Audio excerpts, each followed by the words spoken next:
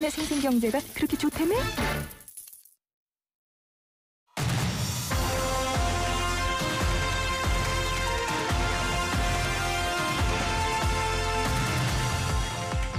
네, 1,400만 개인 투자자분들을 위한 믿을만한 정보, 쓸모있는 정보, 무엇보다 돈이 되는 정보 살펴보는 생생주식연구소 시간입니다. 오늘은 쏟아지는 뉴스와 차트 속에서 꼭 알아야 할 투자 흐름을 짚어주시는 분이죠. 수익을 그대 품 안에 허재환 유진투자증권 리서치센터 상무님과 함께하겠습니다. 상무님 어서 오십시오. 네, 안녕하십니까. 일단 뉴욕부터 한번 가보도록 할까요? 간밤에 뉴욕 증시 3대 지수가 다 오르긴 했는 오름폭이 그렇게 크진 않았지만요. 오르긴 올랐습니다. 엔비디아 실적 이후로 관심들이 많이 갔었는데 일단은 낙관론 쪽에 조금 더 무게가 가는 것 같아요. 어떻게 보십니까, 흐름? 네, 그렇습니다. 그러니까 이제 엔비디아 실적 이전에 또 갑자기 AI 버블론 예. 굉장히 좀 많아가지고 이제 많은 분들이 조금 긴장을 했었을 것 같아요. 예. 근데 이제 엔비디아 실적을 보면은 역시 엔비디아스러웠다.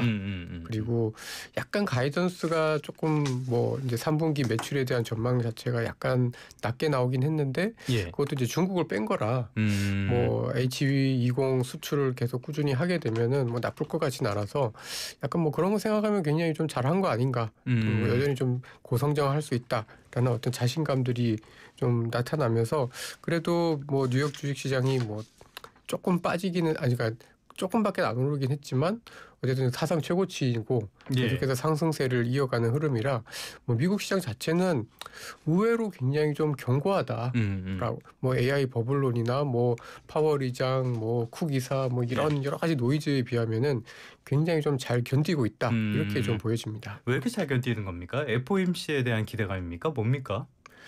제가 생각할 때는 어쨌든 기본적으로 그 정책이 그 7월 달에 이제 미국이 이제 재정 정책도 트럼프의 감세안이 통과가 되었고 금리도 엄청 내리진 않겠지만 그래도 하반기에 내릴 수 있을 것 같고 근데 생각보다 2분기 실적은 굉장히 좋고 미국 경제 2분기 GDP 3.3% 엄청 훌륭하잖아요. 선진국에서 진짜. 그러니까 성장도 잘 돼, 실적도 안 나빠.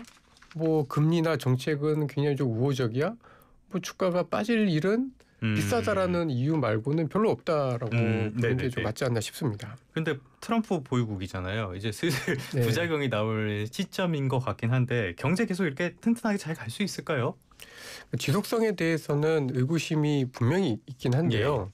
근데 이제 저희가 좀 꼭 기억을 해야 될 게 주식시장이 미래의 기대를 앞당겨서 반응을 하긴 하지만 이게 미래의 이제 2년, 3년 뒤의 리스크 라기보다는 보통은 한 3개월에서 6개월 정도 앞에 있을 리스크를 많이 더 반영을 합니다. 근데 적어도 지금 엔비디아라든지 미국 기업들 실적 나오는 거를 보고 GDP가 조금 둔화가 되긴 하겠지만 2에서 3% 이상 성장을 한다라고 하면 사실은 당장 미국 기업들의 실적이 크게 나빠질 것도 없고 또 미국 경제나 여러 가지 정책에 대한 두려움들이 있긴 하지만 미국이 안 좋아지면 그렇죠. 다른 국가들이 더 심하게 깨질 수 있다. 네, 당장 우리가 괴롭습니다.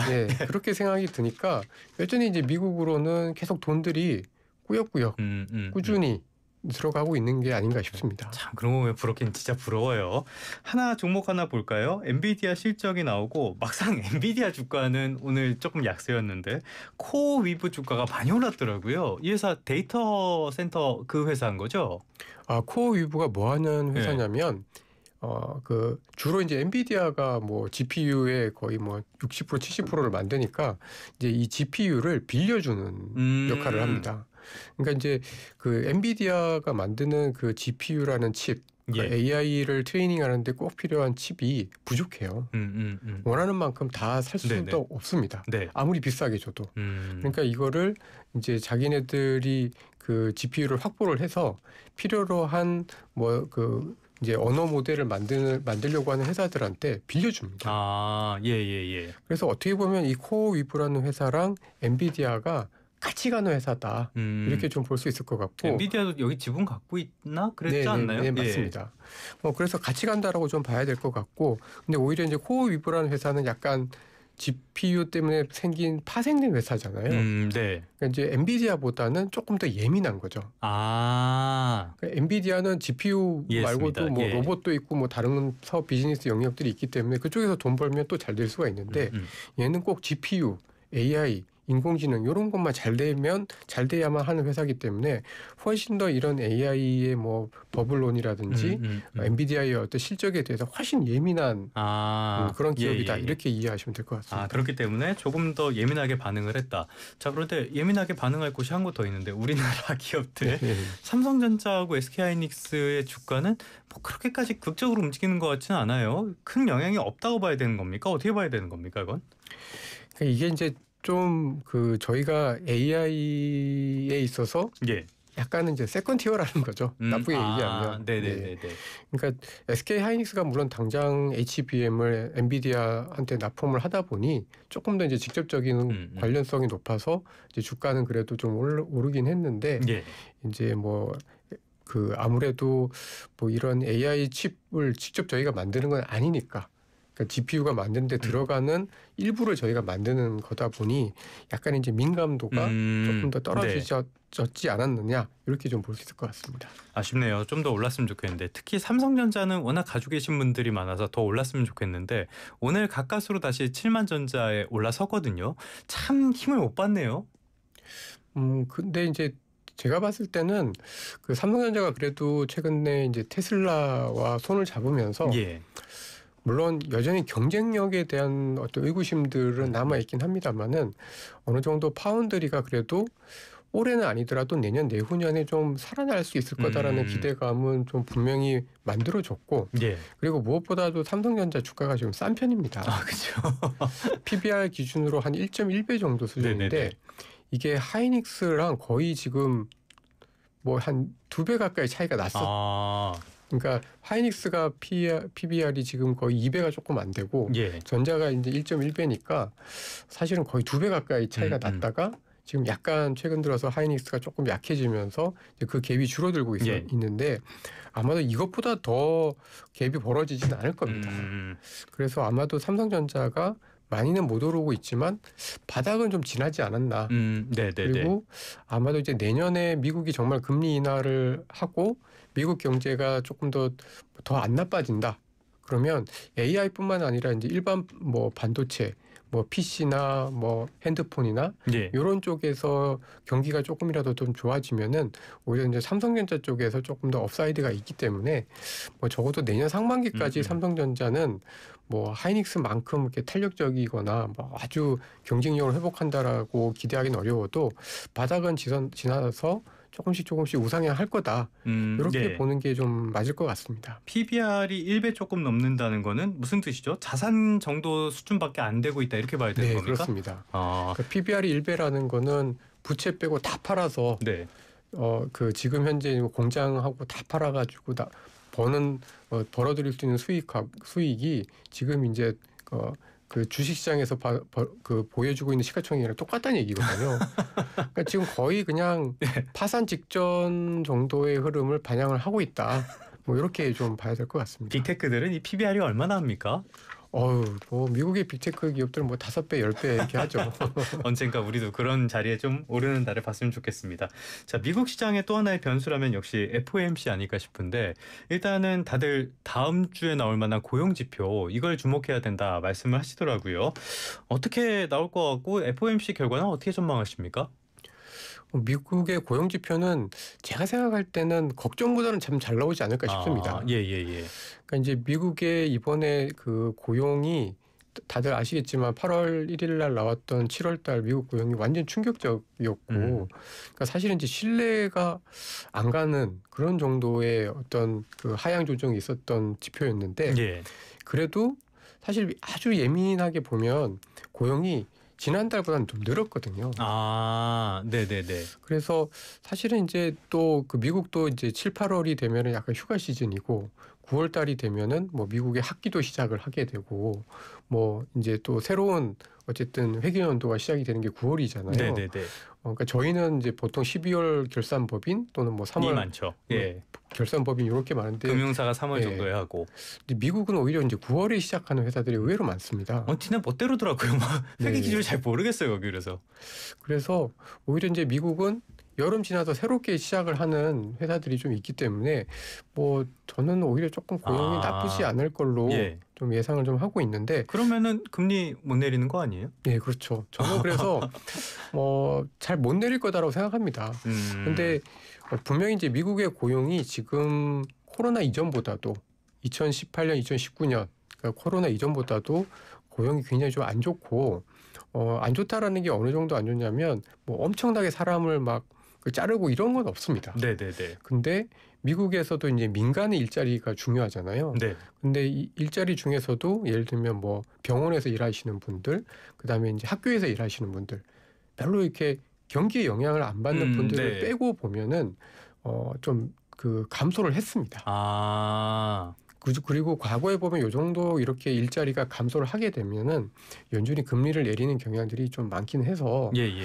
뭐 좀 금리를 인하를 할 것 같긴 한데 아마 이제 예를 들어서 9월에 인하를 하게 되면 연말까지 더 내릴까?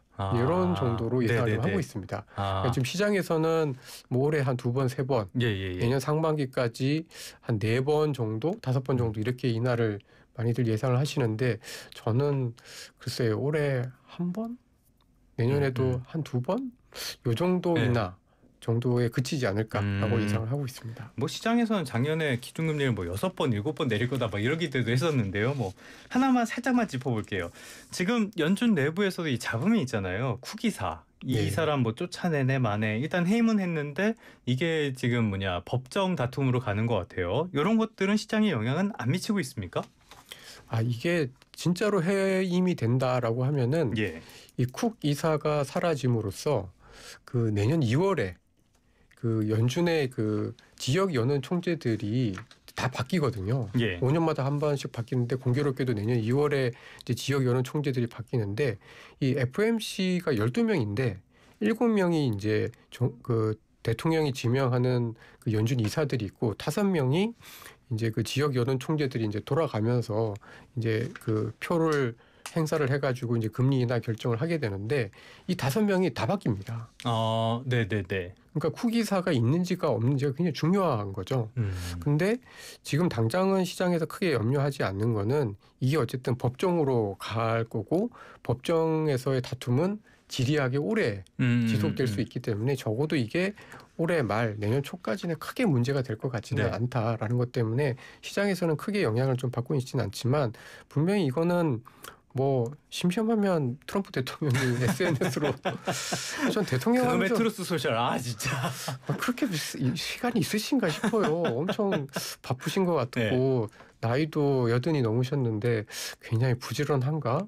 활력이 있으신가 싶어서 좀 의구심이 있긴 한데 어쨌든 결론적으로는 계속해서 연준은 흔들 겁니다. 흔드는데 결정적으로 흔드는 계기는 내년 이후가 될 거다라고 네. 보고 있습니다. 알겠습니다. 지금 미국 이야기가 많이 길어졌는데요. 아무래도 우리 시장에도 영향을 미치다 보니까 미국 이야기를 할 수밖에 없었고요.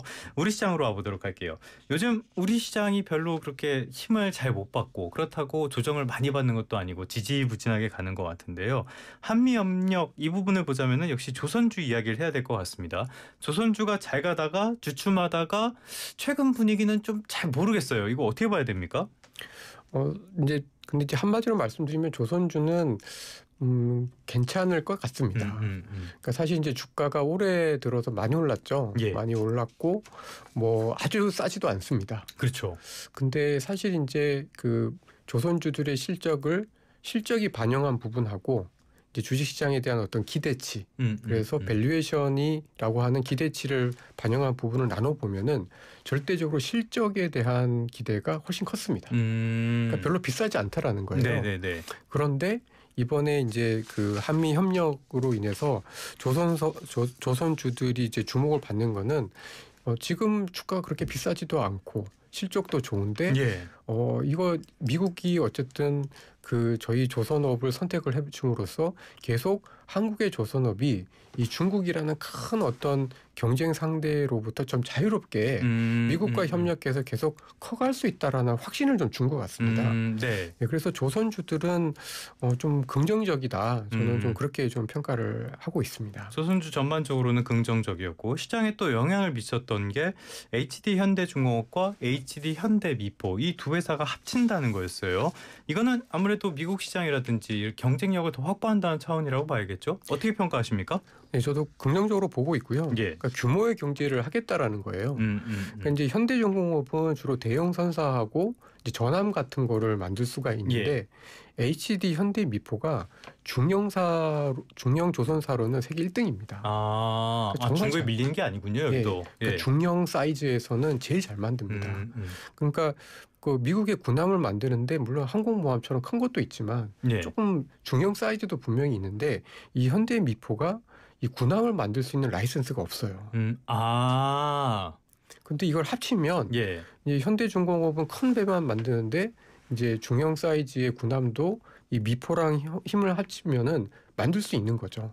그래서 이거는 뭐 현대중공업과 현대미포가 합치는 거는 어쨌든 미국의 어떤 전함 그다음에 뭐 항공모함 이런 것들을 저희가 잘 수주를 해서 성장을 할 수 있다라는 그런 밑바탕에서 이제 된 거기 때문에 좀 긍정적으로 좀 볼 수가 있을 것 같고, 그러니까 그만큼 규모의 경제를 하겠다. 그러니까 사실 이제 미국의 군함으로만 보면은 하나오션이 미국의 조선소를 갖고 있다 보니까 독보적으로 경쟁력이 있을 거다라는 것 때문에 주가가 많이 올랐고 또 좀 비쌌는데 이제 그거의 어떤 갭이 줄어들 수 있다. 이제 이런 기대감이 좀 반영이 된 것 같습니다. 알겠습니다. 조선업은 여전히 슈퍼사이클의 초입이라고 하고 앞으로도 좋은 소식들이 많이 있으니까 좀 비싸긴 하지만 여전히 관심을 갖고 지켜볼 필요는 있을 것 같고요. 종목 하나 더 집중해서 보도록 하겠습니다. LG생활건강 한번 보려고 하는데요.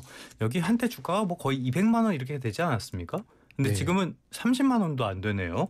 최근에는 코카콜라 음료 이거 팔 거다. 이거 보틀링 회사죠, 이거. 근데 이런 설도 돌았는데 아직은 잘 모르겠고요. 상황이 안 좋긴 되게 안 좋은가 봐요. 이게 참 시대의 변화가 굉장히 좀 빠르고 무섭다라는 생각이 좀 듭니다. LG생활건강, 아모레퍼시픽이 대한민국의 대표적인 화장품 주식들이었는데 럭키치약. 이게 이제 좀 망가졌죠. 속이 이제 2016년, 2017년 이후로는 굉장히 좀 안 좋은 상황인데 LG생활건강이 상반기 때 영업이익이 지난해 같은 기간 대비해서 30% 줄었고 2분기만 보면은 거의 65% 줄었습니다. 그러니까 실적이 굉장히 안 좋은 거죠.